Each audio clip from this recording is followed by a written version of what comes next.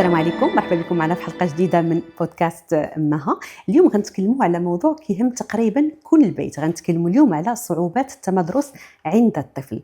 غادي نشوفوا واش هو كسل أم هي فعلا صعوبات تعلم، واش ماشي الطفل عنده شي مشكل مثلا نفسي كيخليه يرفض المدرسة، واش ماشي الضغط ديال الامتحانات.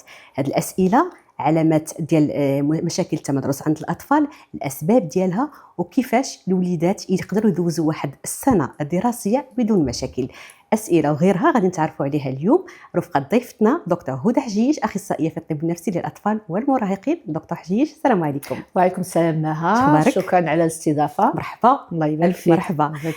موضوع مهم ومن المواضيع اللي كتطلبوا اكيد اللي كتكون سبب الاستشارات عندكم الطبيه اللي عندك دكتور في لو كابيني هما مشاكل التمدرس. اولا اكيد انا غنتكلموا شنو كنقصدوا بمشاكل التمدرس.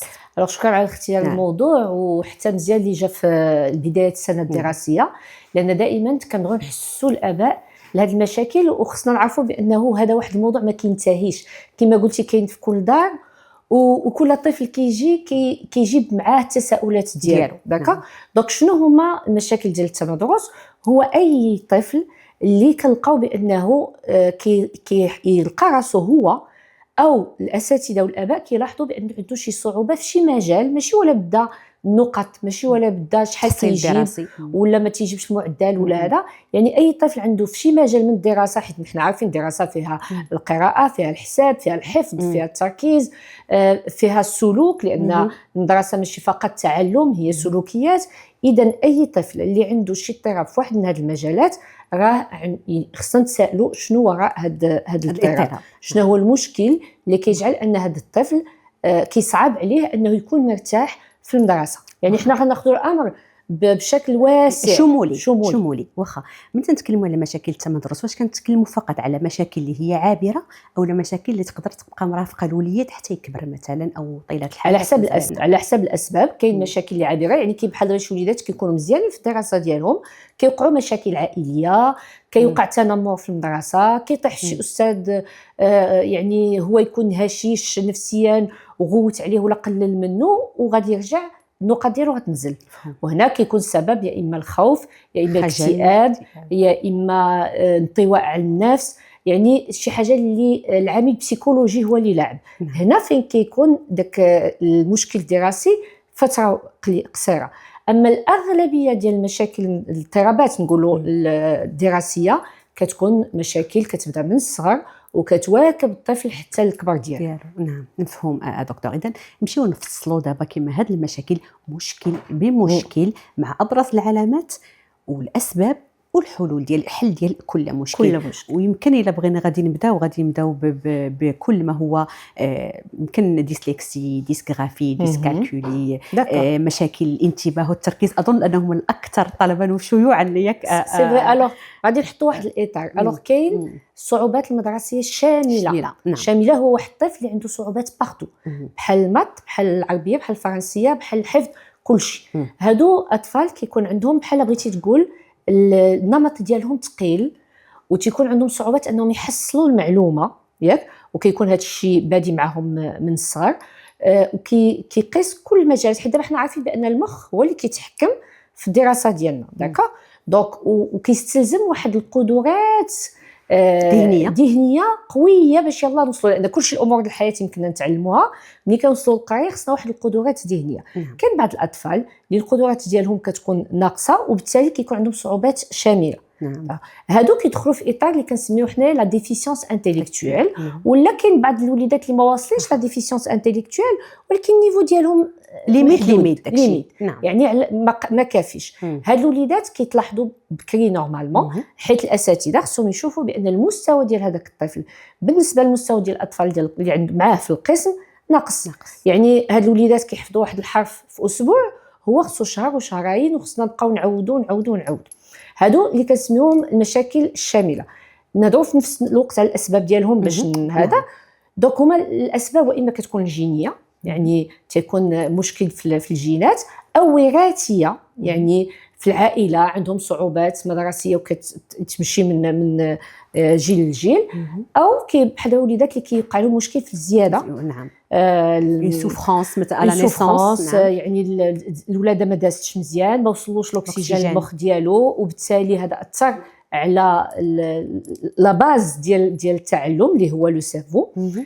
ولكن كنظن هاد الوليدات من غير مشاكل التعلم كيكونوا حتى مشاكل اخرى اللي كتكون باينه. ماشي ولا بدا ياك ماشي ولا بدا. يمكن يكون الوليد ما فيه حتى حاجه، الصحه ديالو 100% سليمه، الوجه ديالو ما باين فيه حتى تشوه خلقي، كلشي مزيان، غير هو غيتعطل في المشي، يتعطل في الكلام، داكو. وكاين كاع وليدات اللي الا كان نقص غير قليل ما يتعطلوا لا في مشي لا كلام، حتى يدخل المدرسه وغيطيح في صعوبات مدرسيه. داكشي علاش انا كنأكد على الاباء انه هذوك الوليدات اللي كيتولدوا يا اما خداج يعني مولودين قبل الوقت، لا بريماتوريتي هي تعطي هذه المشاكل، او ما غوتوش في الزياده ديالهم، او تولدوا زرق، او لا نعسوا في لاكوفوز في لاكوز، او طلعت لهم السخانه في داك الايام الاولى، يبقاو رادين معاهم البال. شوفوا واش غيتعطلوا في الكلام، واش غادي يتعطلوا في المشي، واش في القرايه ديالهم غادي يمشيو مسيرين. بيان سور سي با اوتوماتيك دكتور، سي دي فوا وليدات كيتزادوا قبل الوقت كيدوزوا لاكوز وما كاين حتى شي مشكل، غير هو يعني الملاحظ نحطوا فوالا يعني وانتم ان من الملاحظ ان هادو ما بين الاسباب اللي كتعطيهم مشاكل. يعني فوالا حنا باش نديروا لا بريفونسيون باش ما يفلتناش داك الوليد. اما اللي وقع هذا الشيء وما وقع له والو الحمد لله، ولكن الى ردينا البال كنديروا الوقايه. وحنا دائما كنأكدوا على هذه المساله ديال الوقايه ما كايناش غير في الطب الجسدي، كاينه ايضا في الطب النفسي. الوغ لوطخ السبب الاخر هي ليبيليبسي. بحال دابا وليد ما كان عنده حتى مشكل، واحد الوقيت بدا كيدير دي بتيت كريز ولا دي زابسونس، هذا حتى هو كيأثر على القدرات ديالو في القرايه. هادو كلهم تتكلموا على مشاكل صحيه. نقدروا مثلا من غير ليبيليبسي نقدروا نتكلموا على مشاكل ضعف البصر، ضعف السمع، هادو كلهم كيدخل في كل ما هو مشاكل صحيه. داكور. دونك ضعف البصر مثلا ضعف السمع غادي يعطينا دي تروبل باينين، مثلا بحال ما كيشوفش مزيان ولا ما كيكتبش مزيان، مزيان. اما هذا المشكل ديال ملي كيكون دي زون دو سيرفو اللي مقيوسين بسبب شي مشكل نيورولوجيك او لا جيني كما قلنا، هذاك يعني ما غيبانش، ما غاديش يبان، غيبان غير عن طريق الانعكاس ديالو على الصعوبات المدرسيه ديال الطفل. دابا هضرنا على ملي كيكونوا صعوبات شامله، دابا غنمشيو لهذيك ديال لا ديسلكسي، يعني اللي كنسميوهم حنا لي تروبل سبيسيفيك دي زابرونتيساج. علاش مسمينهم سبيسيفيك؟ سي باش نفرزوهم على جينيرو لي تروبل جينيرو شموليين هي المجالات كلهم كيتقاسوا. سبيسيفيك غتلقى واحد الوليد ذكي في الهضره ديالو مزيان، الريزولمون ملي كتهضر معاه، الحكي وكل شيء مزيان، ولكن عنده في بعض المجالات شي صعوبات. بحال دابا مزيان في المات ولكن في القراءه ما كيقدرش يقرا، شي حاجه اللي كتبان لنا حنا سهله، وهذه كتصعب بزاف على الاباء، لانه انت عارفه معها بان الامهات والاباء ولا بدا في السي بي ولا في لا كرون سيكسيون يجلس يقري ولده، حيت مازال ما كيقراوش الوليدات وحدهم. وداك الوالدين ما كيفهموش علاش مثلا انا كنقول له بي 100,000 مره وكيقراها ليا كو، انا كنقول له ام وكيقراها مقلوبه، نبقى نصلح له ويكتبها بيتيت مقلوبه، يكتبها مقلوبه ويقراها مقلوبه، وفي الديكتي غادي يديرها مقلوبه. داكشي علاش كنسميوها ديسلكسي ديزورتوغرافي، حيت الاورتوغراف ما كيكونش مزيان. دونك اش كيوقع؟ تيوقع اضطراب في العلاقه مع الوليدات. الوالدين كيغوتوا عليهم، انت ما كتركزش معايا، انت ما باغيش، انت كسول كما قلتي قبيله. دونك تيبقى داك فعوض ما الاباء يقولوا الا كانوا عارفين مثلا كانت هذه التوعيه، ولدي عنده هذا المشكل غادي نمشي نسول استشاره. ودائما كنصحوا الاباء انهم ما يفوتوش لو سي 1 القسم الثاني ديال الابتدائي، حيت الا فتنا القسم الثاني ديال الابتدائي بالنسبه لتشخيص هذا النوع ديال الاضطرابات كيصعب علينا ان نستدركوهم. هذا العام يعني في 2025 باقي كيجيونا وليدات 11 عام 12 13 14 ما كيعرفش يقرا، ما كيعرفش يفك الخط، يعني يجمع كلمه حرف مع حرف باش يدير ليا كلمه ما كيعرفش، ولكن هو راه فين واصل، راه في السادس وفي السابع وفي الثامن، وكندوزوه وكيجينا عادي اننا ندوزو ولد بحال هكا، وكيجيو الوالدين يشخصوه في 13 و 14 عام. كيفاش غنعاونوا طفل اللي ما تعرفش يقرا وغادي خصو يتعلم النحو والشكل والصرف والاعراب والتحويل كيفاش؟ امبوسيبل.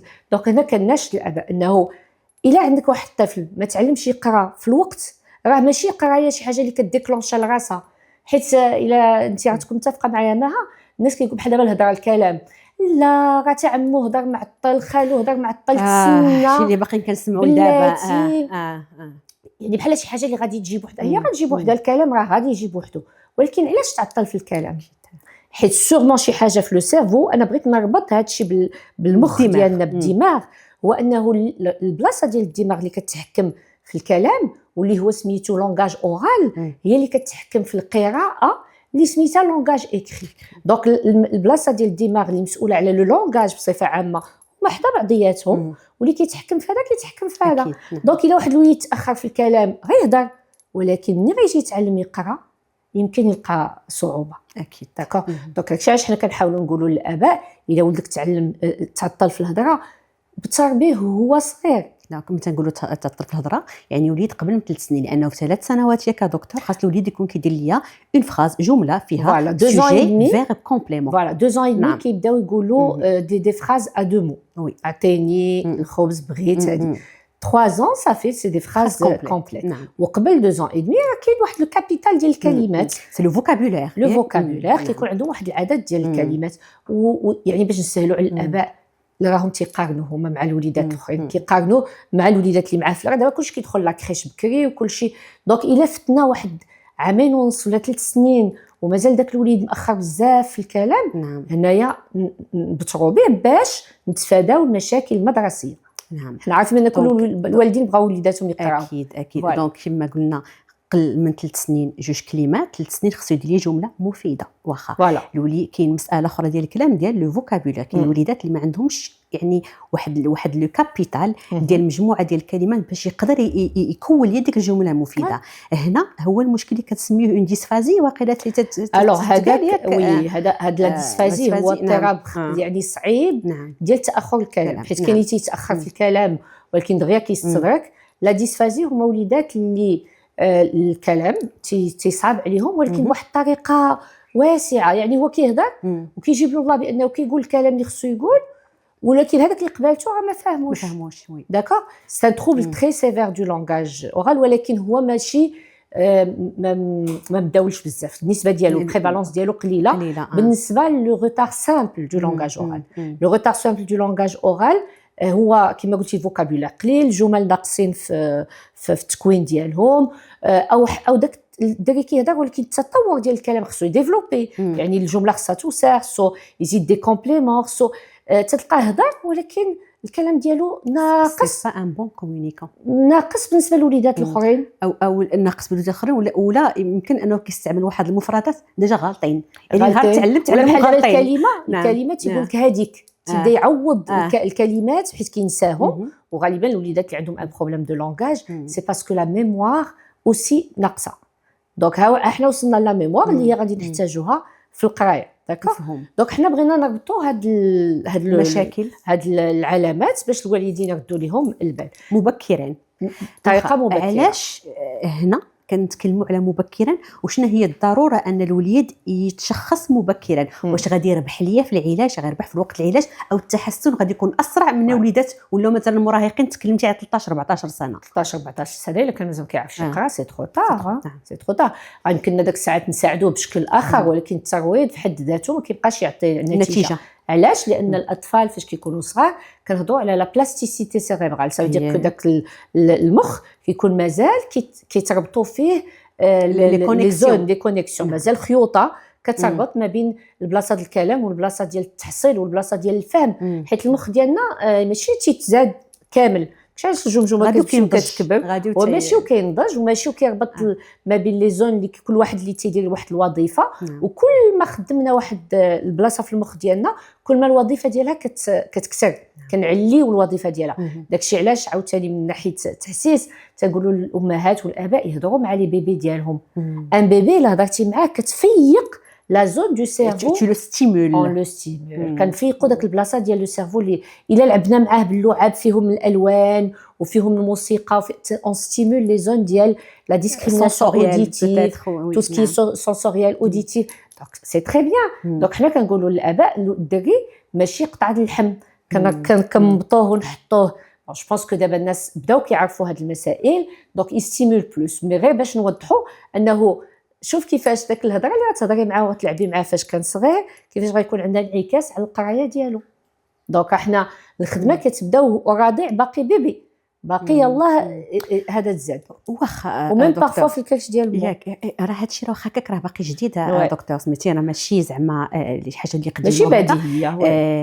مثلا نقدر نقولوا واش هادشي مثلا في الوقيته ديالنا حنا فاش كنا صغار وهذا اكيد ان التربيه راها وحده راه انا والدينا ولا راه ما كانوش عارفين باللي وليدات خصهم تصرفوا معاهم هكا اكزاكتومون. ولكن غتقولي العائله كانت كبيره ياك غتقولي الدار كانوا الخوت والعمه والخاله وهذا يعني دائما الطفل كان لا ستيمولاسيون يعني الا ما دوات مع مو دو مع خالتي دو مع خوه دابا كلشي سد على راسو وتيسمع وخوتو كاينين. هذا دابا اغلبيه الاباء عندهم جوج الوليدات ما كاينش الوالدين معاهم في الدار كيمشيو يخدموا كيدخلوا في الليل يمكن يتلاقاو الناس السبت والحد وهذا واقع يعني فريمون الاباء كيحكيو كتقول لهم مثلا واش كتلاقاو الناس هذا تيقول لك لا راه حنا يلا كنخدموا السبت والحد يلا نمشيو نتقداو قليل الوليدات اللي كيتلاقاو هادشي كنهضروا قبل ما يدخل المدرسه بدي كيدخل المدرسه سافا راه الى ستيمولي حنا كنقولوا يعني في الشهور الاولى وخلاص كثر صعب بان بزاف الامهات كيحطوا وليداتهم عند جداتهم مثلا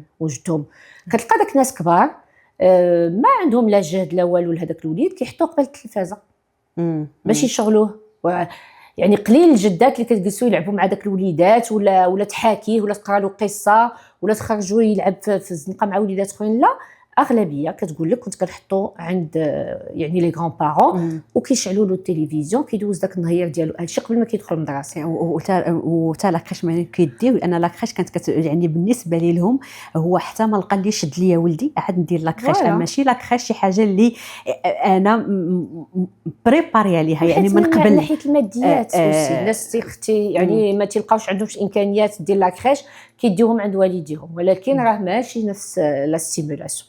وملي كيجيو الوالدين يا اما كيباتوا داك الوليدات عند جداتهم هذا واما كيجيو يهزوهم بالليل صافي اما كيتلاقاو حتى الويكاند اولا كيشوفوهم كاين بزاف ديال الاباء اللي كيشوفوا وليداتهم حتى الويكاند وتعطى هادشي واحد الاضرار كثيره بزاف. دونك درنا وهنا بغيت نقول ما باسكو هضرنا على الشاشات حيت بزاف الناس اي واحد تيجي عندي يقول لي كلشي هو الشاشات هي السبب كل المشاكل. حنا كنهضروا دابا على الطفل الصغير قبل 3 سنين راه مازال ما دخلش الروض قبل 3 سنين سي فري كو الشاشات خطيره بزاف على الوليدات ويعني من الاحسن ما يكون العلاقه مع شخص باش تكون داك لا ستيمولاسيون.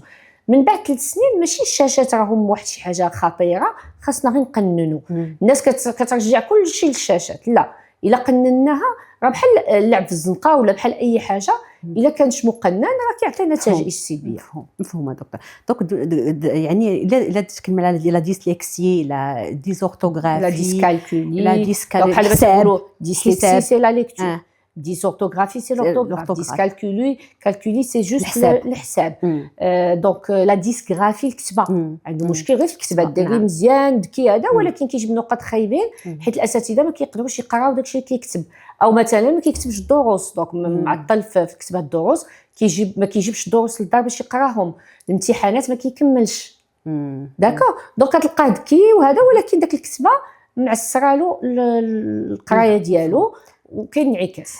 قبل ما نمروا لمشاكل اخرى اللي كتكون سلوكيه نفسيه اجتماعيه يمكن اسريه هذا باش بالنسبه للحلول كنظن ان الدوله يعني انا ما عرفتش واش في السنوات الاخيره ولا كانت من قبل انا ماشي على درايه هو انهم داروا ديزابيناجمون سكولير تكييف باش هاد الوليدات حتى هما يكون عندهم واحد المساعده باش يديروا لهم واحد الامتحانات مكيفه على حسب المشكل اللي كيعانوا منه. هذه خطوه يعني ايجابيه بزاف. وقتاش بدات واحد 10 فوالا دونك ديزون الاخرى نعم وكان واحد النضال ديال الجمعيات ديال الاباء باش وصلنا لهاد النتيجه هذه. وشنو هو الهدف ديالها؟ الهدف ديالها هو ان هاد الوليدات ما يكونوش مهمشين بالنسبه للوليدات الاخرين. انا عندي صعوبات في القراءه ولكن انا ذكي في امور اخرى خاصني نلقى شي طريقه باش نتفادى المشكل ديالي باش ننجح داكوغ بحيث من بعد غندير واحد المجال اللي غنجح فيه. سوف كو اللي وقع عندنا هو وقع دي ديريف يعني الناس رجعوا انا بالنسبه لي الخطر ديال هاد التكييفات شنو ما نفسروا بعدا شنو هو هاد التكييف. التكييف هو واحد لا دوموند كطلبها من النيابه بان ولدي عنده صعوبات، خصك تجيب شهاده طبيه من عند طبيب بان ولدك عنده صعوبات، وشهاده من عند الناس ديال الترويض بانه تشاف عند الترويض، باش نعطيوه وقت اضافي، او نجيبوا شي حد اللي يقرا ليه السؤال الا كان ما غاديش يفهم السؤال، عنده ديسغرافي كما قلنا شي حد يكتب ليه باش نتفاداو هذه المشاكل. المهم لا ليست طويله.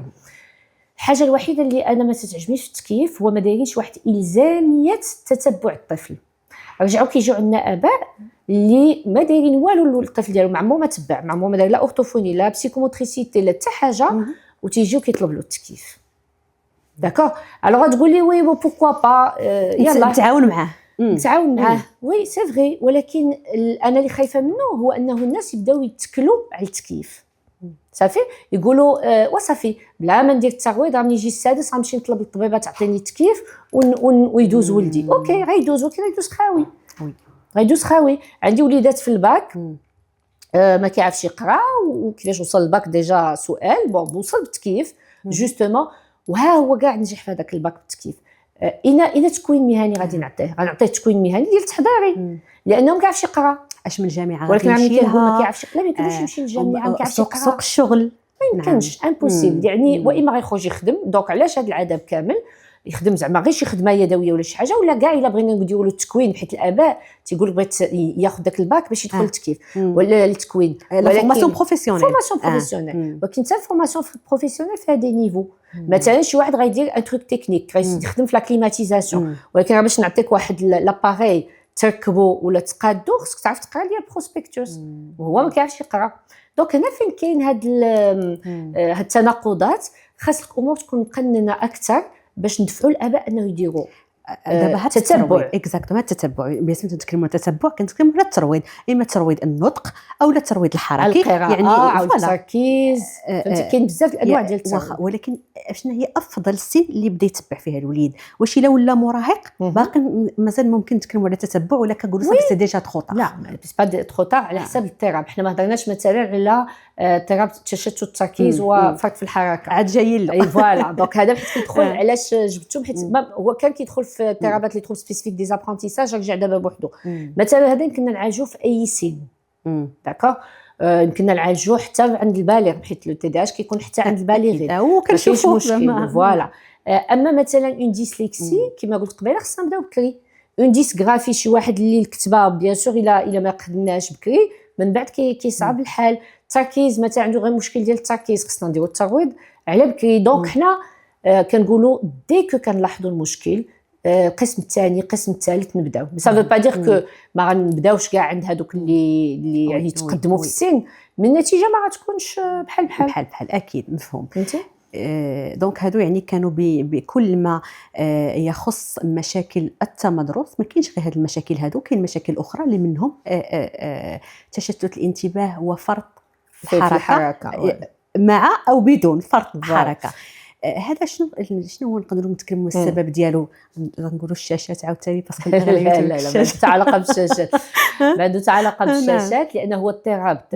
واصلا هو في لو دي اس ام يعني في المنهج اللي كنصنفوا به اضطرابات النفسيه عند الطفل والمراهق، داروا يعني اضطراب نورو ديفلوبمونتال اللي هو نورو يعني جاي من مشكل عصبي في المخ، مشكل جاي في المخ، واللي هو كيبدا مع الطفل النمو يعني قبل كاع هو ما جلس قبل الشاشه. داكوغ يعني بحال التوحد، هادو كلهم نورو ديفلوبمونتال بادين من الصغر، غير باش نحددوا هذه المساله باش ما يبقاش هذا الخلط. نعم. لو تي دي اش، الوغ هنا ملي غنهضروا على التي دي اش غنهضروا على اضطرابات السلوك عند الطفل.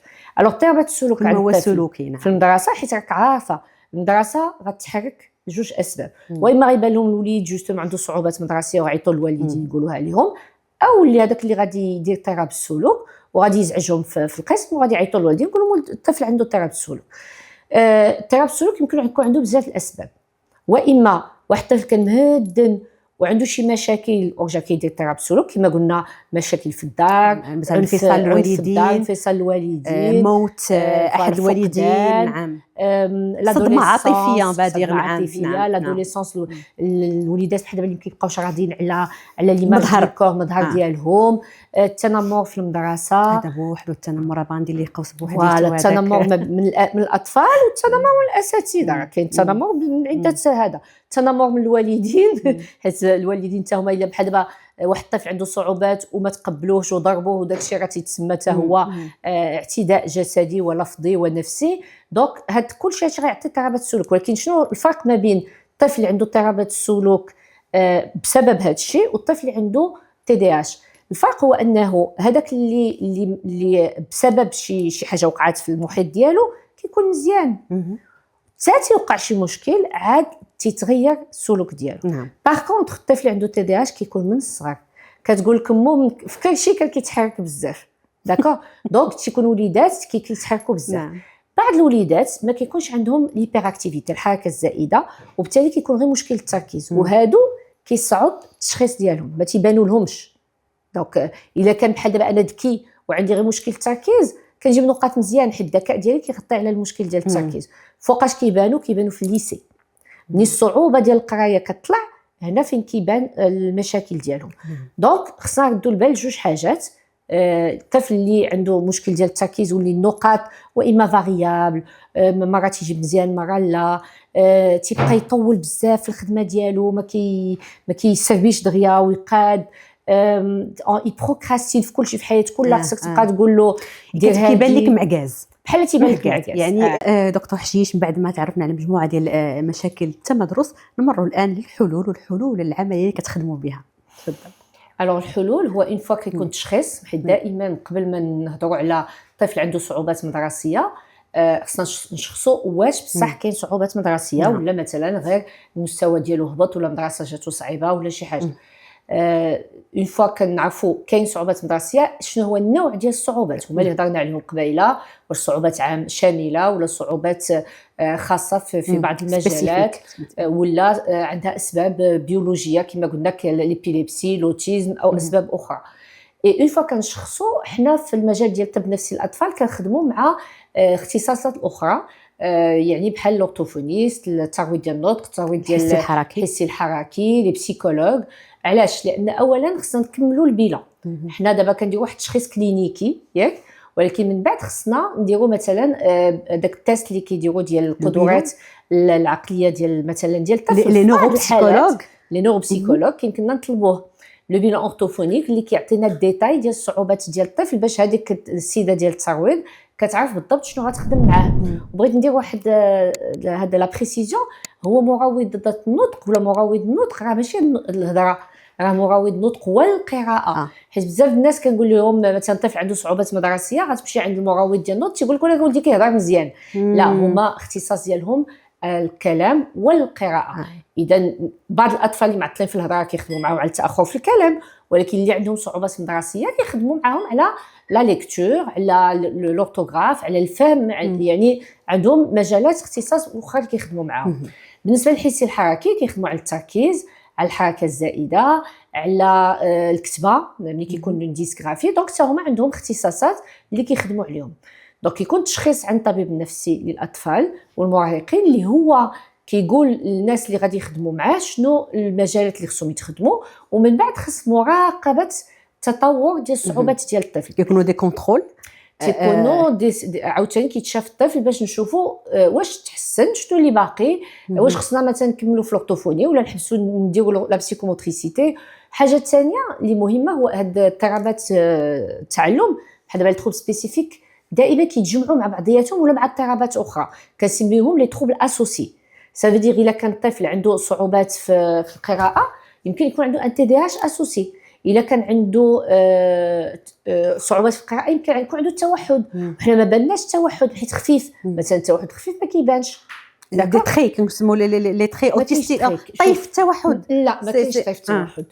لوتيزم كاين تروبل دو سبيكتر اوتيستيك. شنو هو سبيكتر؟ هو طيف، هو سميتو طيف، ولكن شنو هو طيف؟ راه داخل في التروبل دو سبيكتر، داخل في تروبل. حيت دابا الناس ملي كتسمع طيف تتقول لك وهي علامات، لا ما كاينش هي علامات. تقول لك لا وراه هذه القضيه ديال التوحد خفيف، تقول لا وراه غادي تري اوتيستيك، سي با ان اوتيست كونفيرمي. مزيان اللي تشرحي لنا هذه المغالطه. ان الناس ملي كيسمعوا غير طيف تيسحبوا ما دخلش في لو تروبل. هو سبيكتر. شنو سبيكتر؟ هو طيف ياك، ولكن في قلب داك الطيف راه اضطراب. مادام هو عنده طيف الا وهو اضطراب وخصو علاج. وهذا الاضطراب ديال التوحد واخا هو اضطراب ديال التواصل، ولكن كيكون عنده انعكاس على التمدرس. بزاف ديال الوليدات اللي عندهم طيف التوحد، نقولوا الاغلبيه ديال الوليدات اللي عندهم طيف التوحد ما كيمكن لهمش يتمدرسوا بطريقه عاديه. داكوغ، كاين واحد الفئه قليله اللي غتمدرس بطريقه عاديه ولكن بواحد الشكل خاص، يعني عندهم طرق خاصه من اجل المرافق ولا المرافقه مرافق ولا داك المعلومات خصهم يوصلوا بواحد الشكل، نستعملوا وسائل باش الطفل يستوعبهم، حيت هما كيبغيو يدوزوا بما هو تطبيقي، ما عندهمش معاهم ما هو غير نظري واللي كيستعمل ليماجيناسيون ليماجينير. دونك عندهم طرق خاصه. اذا قبيله ما ذكرناش لو تروبل دو سبيكتر اوتيستيك، اضطراب طيف التوحد، ماشي طيف التوحد، اضطراب طيف التوحد هو ايضا واحد من الاسباب ديال الصعوبات المدرسيه. وكما قلت قبيله الدور ديال الطبيب النفسي للاطفال المراهقين هو انه اون باس با كوتي، واحد ما كيقراش عنده ديسلكسي. الوغ نعطيك واحد لانيكدوت. ملي كنا جينا يلاه بدا الطب النفسي للاطفال في المغرب، حيت هذه يلاه 18 عام باش كاين اطباء نفسيين للاطفال في المغرب، كان واحد الوليدات كلهم شخصين ديسلكسي كلهم. علاش؟ لانه مثلا مشيتي عند لورتوفونيست ودرتي غير لو تيست اورتوفونيك غيخرج ما كيقراش. الا خرج ما كيقراش هما بداك القياسات ديالهم راه سي لا ديسلكسي. اور لا ماجوريتي ديالهم افي ان روتار مونتال. وشنو الفرق؟ هو ان داك اللي عنده روتار مونتال عنده مشاكل في مجالات اخرى، واخا انت تبقى خدام غير على القراءه ما كيتنماش هو في مجالات اخرى، وهذه اخطاء تشخيصيه. دونك ملي كيمشي عند طب نفسي اطفال خصني عنده صعوبات مدرسيه اوكي، ولكن خصني نشوف واش ما عندوش خوف، واش ما عندوش اكتئاب، واش هذاك الاضطرابات المدرسيه ماشي هي فقط رياكسيونيل لواحد مشاكل عائليه. دونك الطبيب النفسي كيمكن هو اللي كيقدر يفرز داكشي كامل باش يخرج بلو دياغنوستيك. لي دياغنوستيك اسوسي، يعني ما نعالجوش غير القراءه، كاين مشاكل اخرى. الا عندي انا ديسلكسي وعندي ان تي دي اش اسوسي وما داويتش لو تي دي اش، داك لا ديسلكسي كتبقى كدور على نفسها، كنبقى دائما عندي مشاكل في القراءه لانني من حدي ما كنركزش مزيان، من حدي ما غاديش نقرا. حاجه اخرى هو انني انا ملي غنبغي نقرا لا ليكتور، انا كنهضر على القراءه يعني لا ليكتور، خاصني واحد التركيز. داكوغ، دونك غنستنزف بزاف من التركيز ديالي باش نقرا. اوكي، الا اون بليس انا عندي اضطراب في التركيز ما غنلقاش ما نستنزف. والاستاذ ملي غيكون مثلا كيشرح انا راني مشى التركيز ديالي كله غير باش ندير شي فخي داكشي اللي قبالتي، دونك باش نتبع معاه ما يمكنليش نتبع. دونك هذا هو اللي خاص يكون واحد النظره شموليه للطفل، لان الطفل فيه الحاله يعني لي كاباسيتي كوغنيتيف، يعني القدرات الذكائيه، فيه النفسيه ديالو، فيه العلاقاتيه ديالو مع العائله ومع الوليدات، يعني عنده مجالات كثيره. الا خديتو انا وخدمته غير في واحد المجال وما رديتش البال لمجالات اخرى، معمر النتيجه ما كتكون مزيانه. فهمتها دكتور. بما اننا يعني تنتكلموا على اضطراب طيف التوحد دكتور، فسمعنا واحد العلاج يعني جديد لهاد الوليدات، ما يعني ما كررش نتعرفوا اكثر معك على هذا العلاج هذا. لا بوليميك ديال السيمانه ديال الاسبوع هذا خبر الاسبوع هو ترامب، رئيس ترامب هضر على علاج للتوحد، وحنا عارفين بان التوحد ماشي مرض، هو اضطراب وما عندوش علاج. داكوغ، وهنا وقعوا مغالطات كثيره، والاباء كيصيفطوا لي لي ميساج وطبيبه واش كاين هذا العلاج في المغرب وشنو غادي نديروا. اول حاجه ماشي علاج، هو واحد الماده اللي كنعطيوها لبعض الاطفال اللي كتكون عندهم ناقصه، يعني ما اني با ميتابوليزي، ما كتدخلش للمخ ديالهم، وبالتالي الا عطينا درنا لهم هذاك هو مكمل بحال الا كملنا لهم هذيك كومبليمون اليمونتير، بحال كومبليمون اليمونتير سي لاسيد فولينيك، غادي ينمي شويه، يسهل عليهم الكلام والتواصل، يعني غيحسن بعض الاعراض ديال اضطراب طيف التوحد. اما علاج التوحد هذا خطا، وحنا يعني ناخذوا هذه المناسبه باش نقولوا للناس راه ما كاينش علاج لاضطراب طيف التوحد، مي كاين بحال هكا دي بتيت شوز اللي كيبوف اميليوري الكلام ديال والاضطرابات التواصليه والسلوكيه ديال الوليدات. نعم. كما يعني ذكرنا في الاول ديال الحلقه، بغينا نعرفوا صعوبه التعلم، واش هو كسل، فدوينا على هذه المساله هذه، وصعوبه التعلم. تكلمنا ايضا واش هو خوف او رفض ديال المدرسه، وهذه القضيه ديال رفض المدرسه بغيت نسطر عليها، لان كنشوفوا ان من اهم الاسباب اللي كتخلي الوليد انه يرفض المدرسه ولا تقدر تمشي حتى للهدر المدرسي للاسف هو مشكل التنمر.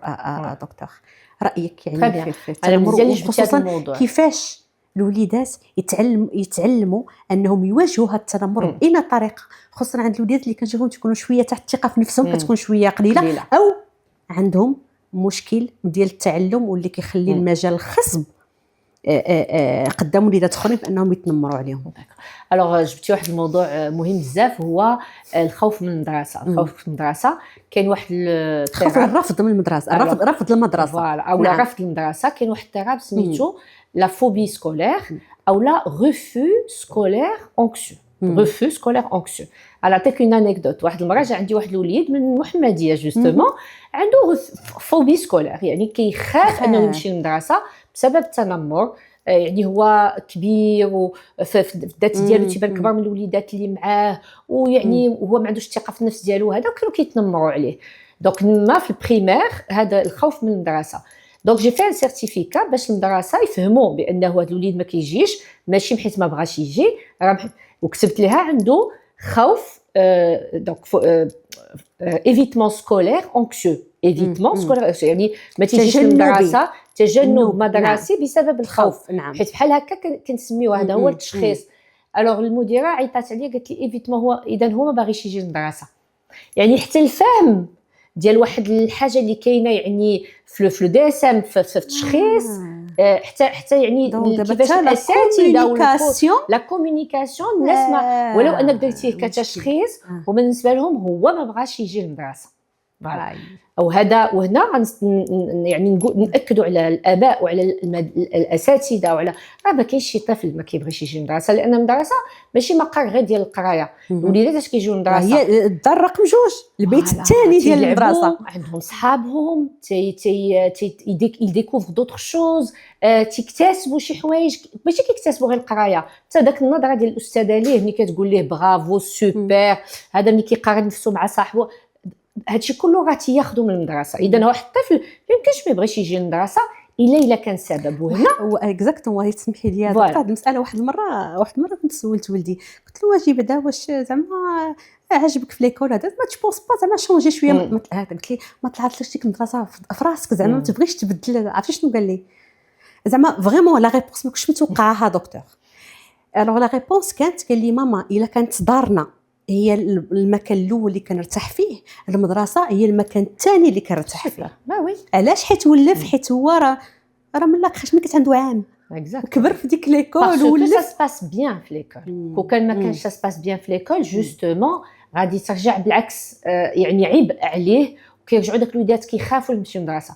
كاين جوج الاسباب اللي كيجعلوا الاطفال ما يبغيوش يمشيو للمدرسه، واما كاين مشاكل في الدار والوليدات كيخافوا يخرجوا من الدار ويوقع شي مشكل، دونك كيبقاو بحال حاضرين شنو واقع في الدار. مثلا الاب والام لونكسيتي، الاب والام كيدابزوا، تيخاف مثلا من واحد يضرب الاخر ولا يتفاقوا، بحال كيبقى خصو يبقى جالس حاضر شنو واقع. اي دوكو الى بور دالي ا ليكول. داكور كي دي زانفون اللي عندهم خوف من لا سيباراسيون، انهم يفترقوا على والديهم.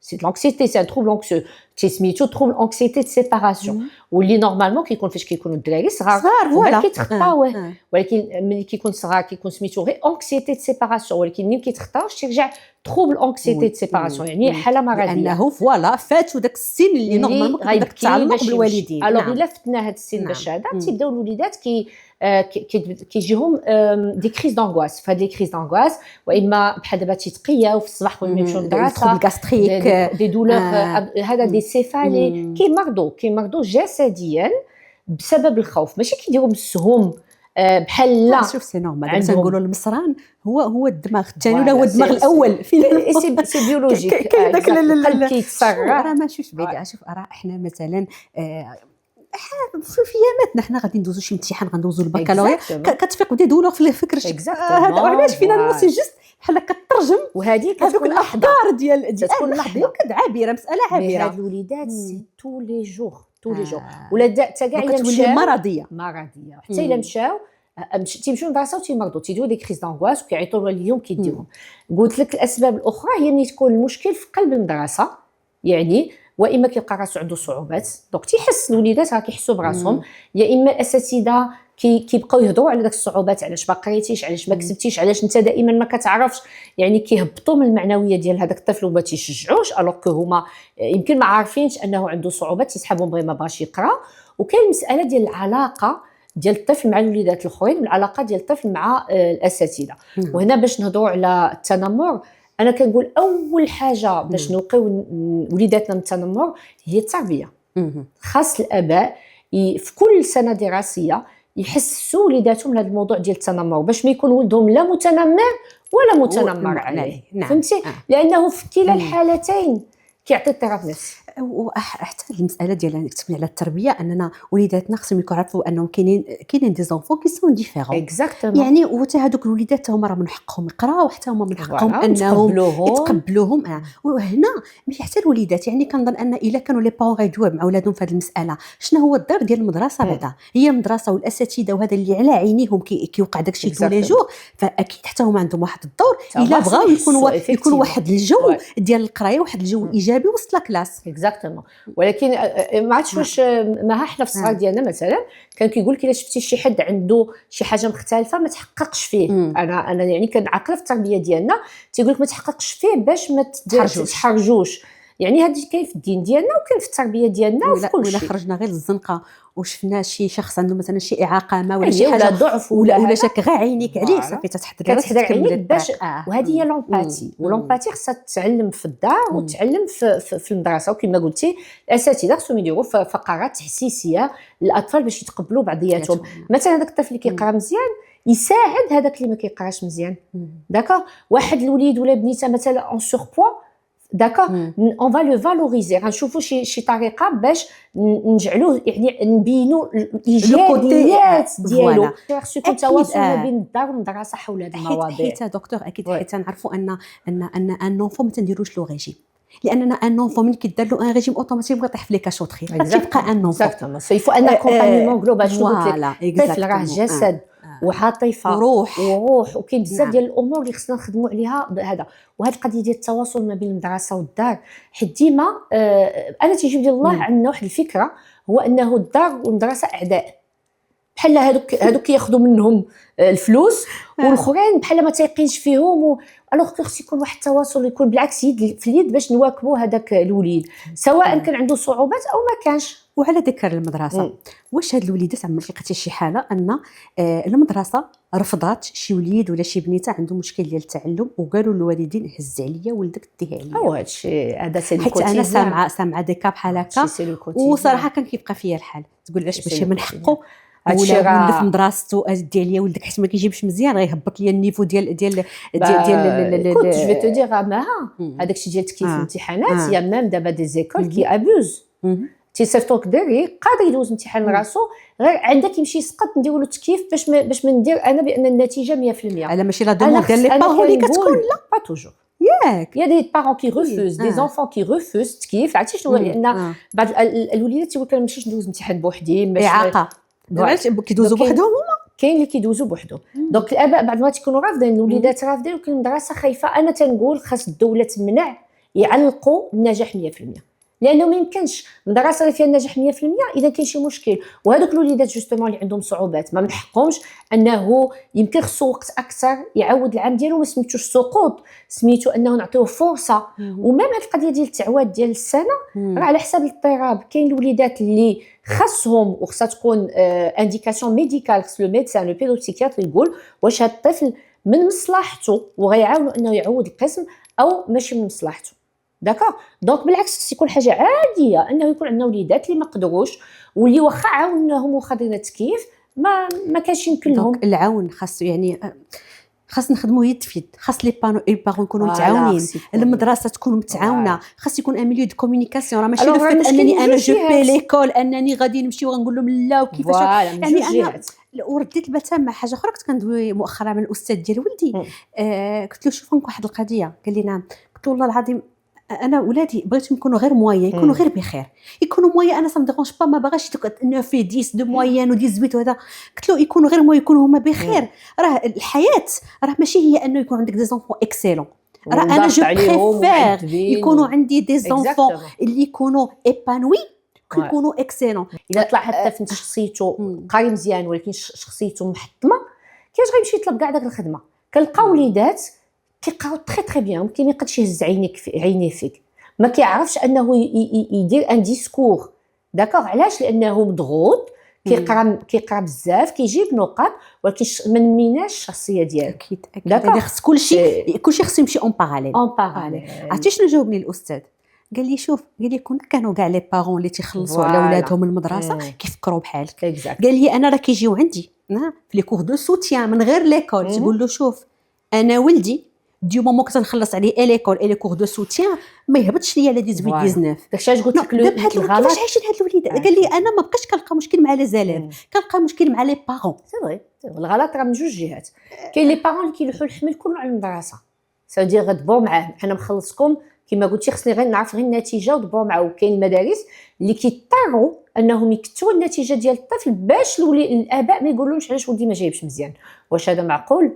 يعني لا يعقل اننا نوصلوا لهذه الدرجه هذه، لان كنغطيو شي حاجه اللي ماشي. الا كان الطفل ما يمكنلوش عنده صعوبه، ماشي غادي نقدروا نكبروا له النقاط.